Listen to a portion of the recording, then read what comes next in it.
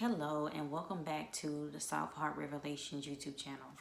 Today I have a message that is kind of old but not really old. I was supposed to have posted it, but I just now got around to do it. Trying to get into my new schedule and get all my, revelations out in a decent order and timing. So this one is a word that is concerning wisdom and the obtaining of wisdom, because a lot of us want to be wise. A lot of us pray for wisdom. A lot of us seek wisdom. And God wants us to look at this from a slightly different standpoint. There's plenty of ways to look at it. I don't have all the answers, but this is what He gave me. And I wrote this around January. That's why I said it's kind of old, because it's March now. But I wrote this around January. It says, I have a great difficulty heeding the wisdom and discerning wisdom from others, even those who clearly have more authority than me. Even if God blessed you with wisdom, how will you perceive it and trust it if you can't trust the wisdom already among you? So I was trying to fast, and I was trying to fast for a longer amount of time than just a day or 2 days or 3 days. I was trying to figure out how I would do it and survive. And it was this lady, I think her name was Donna Partow. And she had this website, she has a website that she sells booklets about how you can fast for a certain amount of time, and she gives recipes to help you out with fasting. And I bought one of her books. It was like $7. It wasn't expensive, but I purchased one. It was called Breakthrough Fasting. Excuse me. And she had a lot of different recipes that were for fasting and for keeping you energized as you fast. And I was doubting that what she was saying was actually going to work. I was like, am I wasting my time right now, like, reading this pamphlet? Like, am I wasting my time reading this book? Like, should I just give up and do it how I want to do it? Because that's usually how I do it. Just do what I want to do and not, give heed to what somebody else is saying. Especially if I feel like it's mumbo jumbo, if I feel like it's not going to help me.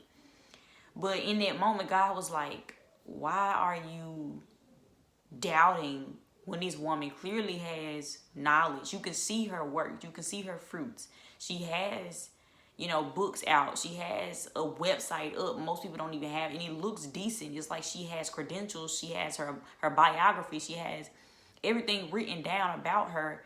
If you have any doubts, yet you still doubt. So in that moment, it was like He convicted me and was like, Abria, you got to trust the wisdom that's already around you. You keep asking, you keep praying for wisdom.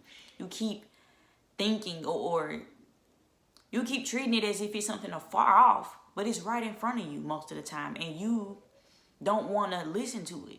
So He told me, like, literally take the advice and wisdom that's already around you, and after you've used all of that up, then come see me. And then I was like, oh my goodness, this is so true, because I was doubting. And I'm like, why are you doubting something? This is just something simple now. Your decision-making process shouldn't be this complicated and this long and drawn out. When you're looking for advice, when you find it, take it. When you find it, don't pick it apart and sift it like wheat, trying to figure out whether or not it's good, or whether or not if it's something that is claiming to help you and it's something that you know that you need help with, listen.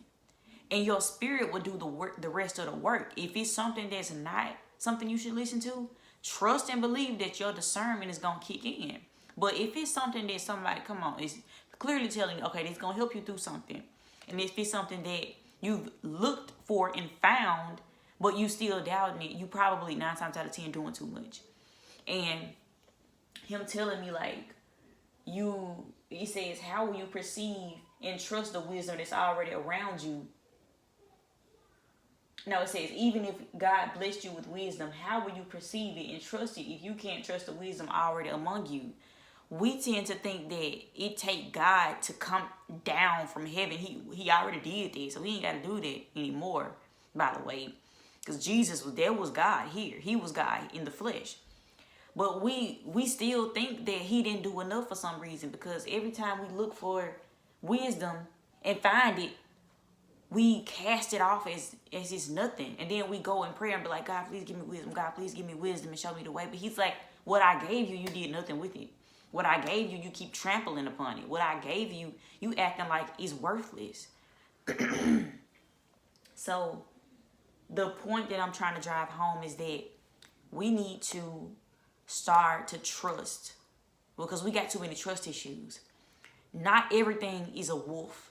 Not everything is a serpent. Not everything is out to get us. Not everything is to be looked at with a skeptic eye. Some things are exactly what it says that it is. And we should have more of a trusting, and love is trust. So we can't always just be up on our guard fighting against nothing. And the message today is, try to trust more when something is trying to help you, when someone is trying to help you. And 9 times out of 10, it's going to be a manifestation, a version of God. It's not going to be God himself. So we have to understand that God shows up in different ways. He's not going to always he don't do that anyway anymore, because we in a different day and time. And he already did his mighty works of sufficient enough then when he was here. So now we have to live by what God tells us to live by, which is what he's already given us. So just try, me included, to listen when wisdom is there and be able to discern when the wisdom is there and be able to apply that wisdom.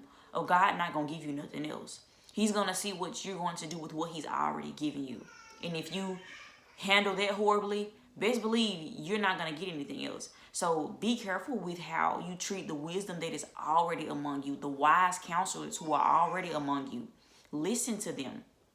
Don't just write them off as, oh, this person ain't God, so I ain't got to listen. You just never know. God might be speaking through them. And so God literally said, they hated me before they hated you. So we have those tendencies, even as Christians, to hate the instruction of God, because our flesh is naturally hostile to God. So we have to keep ourselves in check and watch the way that we treat God's people and God's instruction, no matter what medium, no matter what channel it goes through or comes through. So that's all I wanted to say. Thank you for listening to this message, and I will see you in the next video.